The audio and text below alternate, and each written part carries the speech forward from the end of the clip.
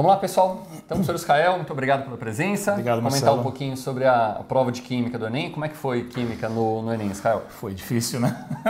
Nós tivemos uma prova muito trabalhosa, pessoal. Como já o Enem tem se mostrado nos últimos anos, mas essa edição do Enem ela está especialmente trabalhosa. É uma prova pesada, nós temos bastante questões envolvendo Química, né? Sempre com aquele caráter interdisciplinar que é típico do Enem, mas bastante questões assim que realmente cobram conceitos sólidos de formação de Química, que sem isso o candidato realmente não vai conseguir desempenhar.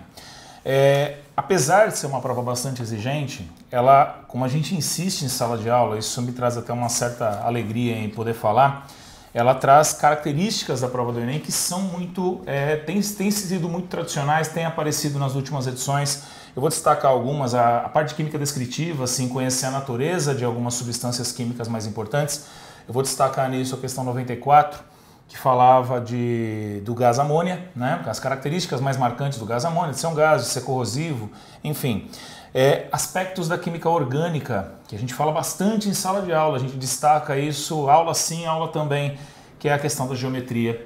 Nós tivemos uma questão, a questão 97, que é uma questão em que esperava-se dos candidatos que eles entendessem que o carbono lá no grafeno está fazendo duas ligações simples e uma ligação tem que ser dupla e dessa maneira organizar a geometria trigonal plana, que é uma das grandes geometrias, né, uma das características mais marcantes do carbono, das geometrias mais marcantes dele,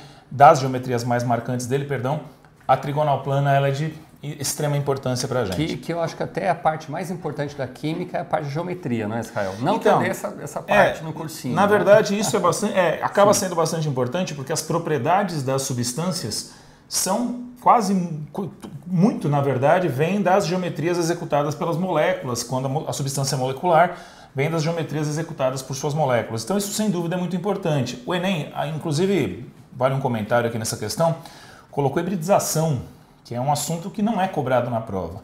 Então, quem olha a prova e fala, poxa, mas eles estão cobrando hibridização, mas não era necessário saber hibridização para resolver esse exercício, né? Eu estou falando do 97. Ele era resolvido essencialmente conhecendo algumas informações. Que, primeiro, que o carbono faz 4 ligações, daí você tiraria que o carbono faz uma ligação dupla, das 3 que ele está fazendo, uma delas tem que ser uma ligação dupla, e a partir disso, entendendo que um carbono que faz uma dupla e 2 simples, ele executa a geometria trigonal plana. De fato, a hibridização é essa, do tipo sp2, mas não era necessária essa informação para resolver a questão. Outra coisa que a gente destaca bastante em sala de aula, eu tenho falado isso com uma frequência enorme nas minhas turmas, é a isomeria. Revisamos essa semana nas salas, fizemos um intensivão de isomeria essa semana, porque eu falei para eles, gente, historicamente o Enem cobra muito isomeria. E o todo de prova que a gente estava na sala dos professores, você comentou exatamente. Ia destacar o Pois é, eu falei para eles, olha, estatisticamente a gente tinha 2 assuntos lá possíveis para revisar, eu falei, vamos olhar para a isomeria, porque é um assunto que não é raro aparecer às vezes até mais questões. Acertamos em cheio, a questão 99, tratando de isomeria espacial geométrica, e a questão 101, que apesar de ser uma questão de nomenclatura, no fundo, é uma questão de isomeria plana. As 2 substâncias que estão descritas na questão 101 são isômeros de são isômeros de posição, né? O que muda essencialmente a posição do grupo hidroxilo. Então, dava evidentemente para resolver essa 101 sem conceitos de isomeria, mas quem os tinha, batia o olho na questão, já entendia que era isomeria e saía resolvendo. Israel, valendo também já pensando nos próximos vestibulares, né? Essa estratégia, por exemplo, a questão que falava lá do transporte, produtos perigosos, sim. Né? De eliminar a alternativa, né? Eu mesmo, assim, faz muito tempo que eu não estudo química claro. para valer, mas era possível, né? Eliminar as alternativas para aumentar a chance de chegar na amônia, né? Sem dúvida, Isso estava presente também em outras questões? Em algumas questões, sim. Por exemplo, essa de geometria que eu falei agora. Do grafeno. Não tinha para onde ir, a não ser entender esses carbonos executando uma geometria trigonal plana. Geometria linear, geometria planar é algo muito vago, né? Geometria linear está fora. Hexagonal planar, é uma geometria que o carbono nem executa, né? Então, dava sim para fazer algumas eliminações que tornariam, evidentemente, a coisa um pouco mais fácil. Na questão 99, isso já era mais difícil, é uma questão pesada. Essa questão é difícil. Bem conceitual. Bem de longe a gente está falando que a questão é fácil, gente. Ela simplesmente envolve um assunto que é um clássico do exame do Enem, que é a isomeria espacial geométrica, e que foi cobrado de maneira pesada. Eles pesaram a mão nessa questão, realmente tinha algo assim, vamos chamar de inesperado na forma, mas o assunto em si ele já era bastante esperado. Israel, nós temos uma pergunta, comentar um pouquinho sobre a questão do óxido de titânio, né? Essa questão é uma questão interessante, que é a de eletroquímica, que apareceu, e que a gente deu aí como alternativa correta a alternativa B, né? Que a função da terceira reação seria de regenerar o corante. De fato, se a reação 3 não acontecer, se ela não ocorrer, o corante não vai ser regenerado. E o corante não sendo regenerado, ele não tem como absorver radiação eletromagnética, o que vai dar início a todo o processo. Entretanto, vale a pena dizer que as alternativas C, que é a ocorrência da reação 3, garante a ocorrência da reação 4, não nos parece um absurdo. E a alternativa E, de que a função da reação 3 seria a transferência de elétrons, de elétrons para o eletrodo de TiO2. Também não é um absurdo. Veja, não é um absurdo. É uma questão que a gente, inclusive, eu ia comentar antes da pergunta aí do nosso telespectador aparecer. É uma questão que provavelmente vai gerar polêmica, né? Ela não está muito clara, é uma questão meio truncada. O que a gente entendeu? Que a banca do Enem espera a alternativa B como uma alternativa mais provável, mas nós estamos vendo essa questão como uma questão problemática. Né? Uma questão que realmente ela não parece estar muito redonda. Infelizmente, como a gente fala em sala, né? Às vezes a questão não vem redonda. Às vezes a bola chega quadrada, a gente tem que dar um jeito de arredondar. É triste? É, mas eu acho que o Enem realmente pecou nessa questão. Tá? No geral, a prova está muito boa, mas ela teve realmente alguns pontinhos aqui ou ali que foram um pouco mais complicados. Tem uma pergunta também, Israel, sobre a questão da hidroxilamina. A questão da hidroxilamina é uma dos comentários que eu faria, que foi a questão, vamos voltar nela aqui, eu acho que questão 111. Questão 111. Veja, essa questão, a gente tem falado isso em sala de aula. A prova do Enem e a prova da primeira fase da FUVEST, por exemplo, eu sei que hoje não é dia de falar de FUVEST, são provas muito parecidas. E a FUVEST parece ter lançado um estilo de questões há algum tempo, que é a questão de química orgânica do tipo Sigo modelo. Veja, quando nós estudamos as reações orgânicas, nós estudamos evidentemente as reações mais conhecidas, as mais importantes para um curso de ensino médio. Só que existem uma infinidade de reações possíveis. O que a FUVEST começou a fazer e o Enem parece ter ido atrás? Oferecer um modelo, esses reagentes aqui eles reagem segundo esse modelo, formando essas substâncias, e agora do tipo faz você. Então essa questão da hidroxilamina, para a nossa telespectadora que estão aí nos acompanhando, é uma questão típica do tipo Sigo modelo. O que tinha que ter sido observado? Que para a formação do ácido acético, que é um dos produtos da reação, tinha que ter um hidrogênio se juntando ao oxigênio, aquele oxigênio central da estrutura do anidrido. E esse hidrogênio ele tinha que vir de um átomo de nitrogênio. Então a gente tinha que ter um nitrogênio que possuísse um átomo de hidrogênio ligado diretamente nele. Isso não existia na opção 4. Né? Então era uma questão assim, eu tinha que saber essa reação? De forma alguma. Essa reação que está sendo colocada nessa questão, ela não é matéria de ensino médio. Então por que ela está na prova do ensino médio? Poxa, porque ela está cobrando a sua capacidade de analisar um modelo, padrão, formular uma teoria sobre esse modelo e aplicá-lo numa nova situação. Isso é uma constante nos exames. E algo que a FUVEST também está usando. Exatamente, é onde eu queria chegar. A prova do Enem já foi, evidentemente não teria muito sentido a gente, aprendam isso para o Enem, né? Mas isso é uma constante nos exames. A FUVEST faz isso com frequência, a Unicamp já andou fazendo também.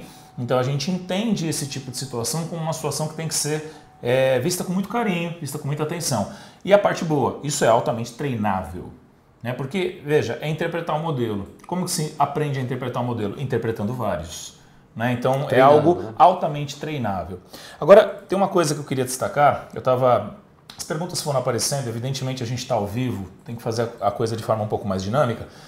Mas dentro daquela minha abordagem de que alguns temas que caem no Enem tradicionalmente apareceram também nessa edição, vou destacar de novo, falamos em sala de aula essa semana, o conceito de forças intermoleculares e a consequência de polaridade de forças intermoleculares para o comportamento de algumas substâncias. Eu estou falando das questões que trabalhavam com a ideia de materiais anfifílicos.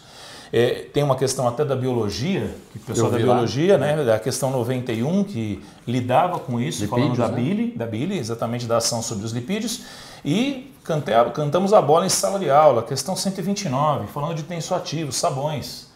Então, era uma questão que trabalhava com o conceito de tensoativo, evidentemente de forma tímida, não tinha que se saber, por exemplo, como um tensoativo atuava, mas tinha que olhar para essas estruturas que estão dadas nas alternativas e entender, poxa, quem aqui tem cara de tensoativo? E vou mais longe.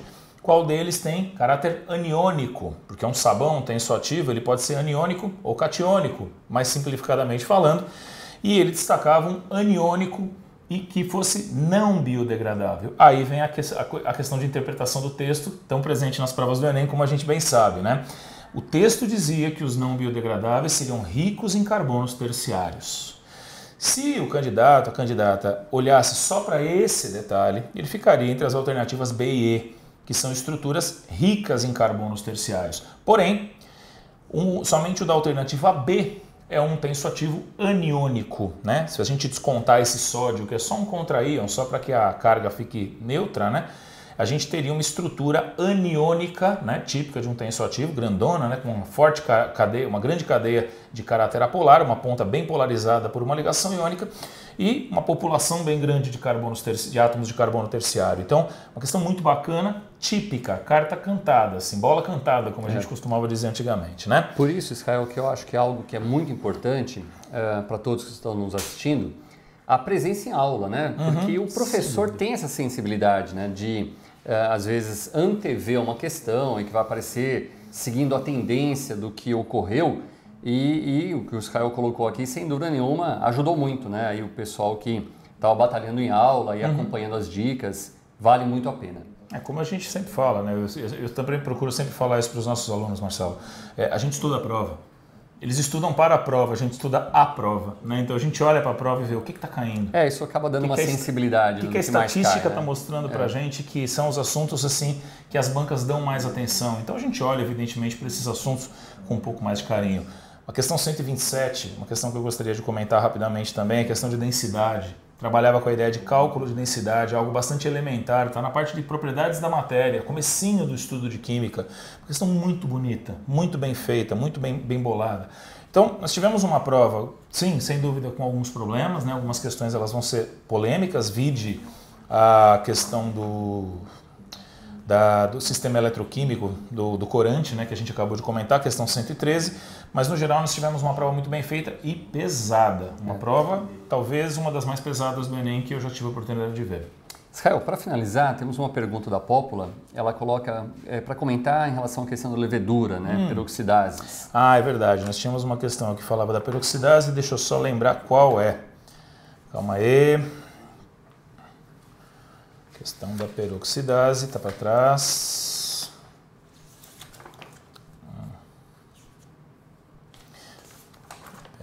Aqui. Só confirmando se é essa para a gente não falar bobagem, né? Essa mesmo, questão 107, né? Da prova amarela? Da prova amarela, sem dúvida. Um abraço aí para a nossa telespectadora que mandou a pergunta. Essa questão ela trabalhava com a parte de ambiental, né? Então, para que se usava a peroxidase? Peroxidase, como o próprio texto diz, seria uma enzima, genericamente falando, que catalisa a degradação do peróxido. Segundo o texto, o peróxido é utilizado para substituir o cloro para clarear jeans. Né? No processo de clareamento do jeans, produção de roupas, ao invés de usar cloro, algumas indústrias estão usando peróxido. Só que o peróxido não pode ser jogado diretamente nos rios, né? Porque ele é bastante reativo, ele é tóxico. Então o uso das peroxidases aqui era basicamente para diminuir o despejo de materiais tóxicos em rios. Se eu não me engano, a nossa alternativa é a alternativa A, eu não tenho marcado aqui, reduzir a quantidade de resíduos tóxicos nos efluentes da lavagem. Porque à medida que você faz o tratamento do tecido, no caso jeans, você vai ter o efluente daquela lavagem, né? O líquido resultante daquela lavagem que vai estar rico em peróxido. Então essa solução é tratada com a peroxidase, que vai catalisar, como uma enzima faz, vai catalisar a degradação do peróxido e você vai poder despejar isso nos rios, ou nos lagos, ou na rede de esgoto, sem causar dano. Ok? Tá ótimo, Israel. Israel, muito obrigado aí pela Marcelo, participação. Obrigado novamente. Um grande abraço aí pro pessoal, tá? Espero que vocês tenham tido um excelente desempenho, como sempre a gente deseja aqui, tá bom, gente? Muito obrigado. Tá ótimo. Muito obrigado, Israel. Legal, Marcelo.